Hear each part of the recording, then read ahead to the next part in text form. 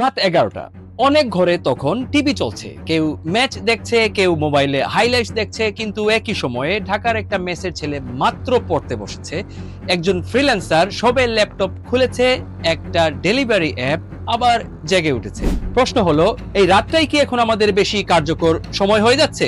দুপুর 2টায় মোবাইলের আবহাওয়া অ্যাপ দেখায় 35 ডিগ্রি, কিন্তু শরীর বলে না, এটা 45 ডিগ্রির মতো লাগছে। কারণ তাপমাত্রা আর শরীরে লাগা গরম এক জিনিস নয়।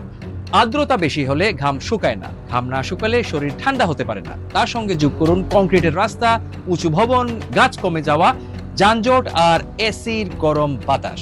তখন শহর শুধু গরমই হয়ে যায় না, শহর নিজের ভেতরেই তাপটাকে আটকে রাখে। এই ভয়াবহ গরম শুধু কষ্ট দিচ্ছে না, এটা কাজের গতি কমাচ্ছে, চিকিৎসা খরচ বাড়াচ্ছে আর আমাদের শহুরে জীবনের ছন্দ বদলে দিচ্ছে।